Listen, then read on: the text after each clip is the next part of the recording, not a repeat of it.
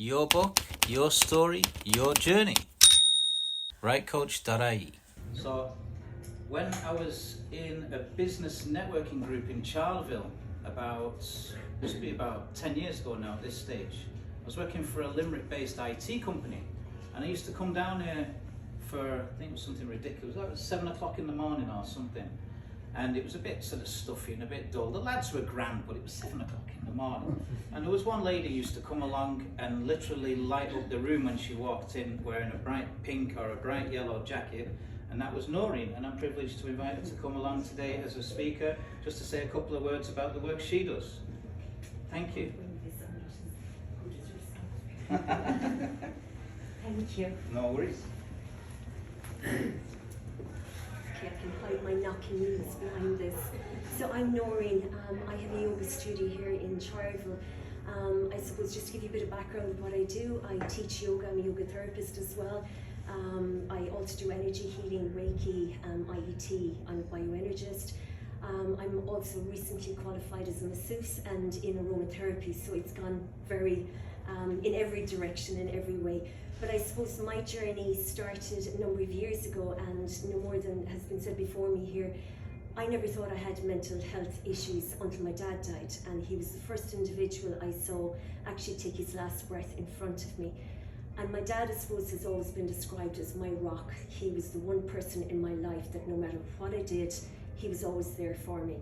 So to see him die the way he did with a battle with cancer, I didn't realise it at the time, and at the time I would have said I'm coping very well. But what I realise now is what I did is I completely disconnected. I was totally overwhelmed, couldn't deal with the loss at all. And then I would have had a kind of contemptuous relationship with my mum. We wouldn't have been the best of buddies, put it that way. So it became, I suppose, the person I would have turned to being no longer there. It created a spiralling of events that led me down not such a pleasant track, I suppose, and that's where I found yoga. I would often joke that I could either have turned to drink or yoga, and thankfully I turned to yoga. So yoga has been a huge tool in my life.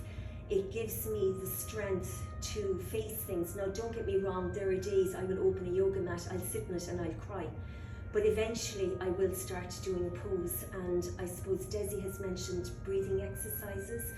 And for me, you realise when you start practicing yoga on a regular basis, you begin to notice when your breathing's not right. I'm noticing right now that it's very tense, but anyway, but you begin to become aware where it's not right. And that was one area where it became a huge thing for me, because my panic attacks got so bad that I'd actually black out. So with the yoga, I learned how to control my breath, and with that came how to control the panic attacks. Now, it doesn't happen overnight. It does take practice, and it does take sticking with it, discipline, as I call it. So I suppose that's what I've learned. Yoga teaches you poses, which are the asanas that we call. They're the movements that we do, but that teaches you strength. It lets you see that no matter, sometimes we don't realise we have the strength to pick ourselves up and to keep going. And there has been a lot of death in my family. I've lost my sister, my mum as well. But I've learned through yoga that you can get back up. You can, but give yourself the time to give yourself the wherewithal. And there are a lot of modalities, whether it's energy healing, whether it's going to someone for a massage. For me, we say it would be a massage. And again, that's body work, because we hold, and even the tension that we hold in our body, it all comes back to emotions that we're not maybe able to express. And to get somebody and to be able to ask somebody to help you, you don't have to tell them your life story, but they can assist you in releasing certain emotions in your body that's been kept up. And it can be as simple as giving you a rub or whatever, or it could be just helping you to free up blocked energy. So yeah, there was one line in your book you did ask me, and this really struck with me. You likened the emotional healing to being like nuts and bolts and rebuilding ourselves and putting ourselves back together.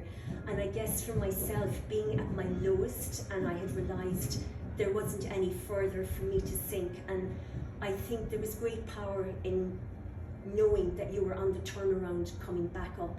And I suppose, as Desi mentioned, owning that story. Yes, I crashed, and yes, I went off track and I hadn't this perfect life that I always thought I would have. So it is about putting the nuts and bolts back together, but it's also having the belief and the strength in yourself that we can do this. And we can do it as a community, and we can do it with individuals within the community. So it's just a matter of not being afraid and being able to reach out. And thank you for, this is very challenging for me. Carl knows my instinct was no way, not me, somebody else. But thank you. It's great to face those fears every now and again. So the best of luck with it. Thank you. And thank you.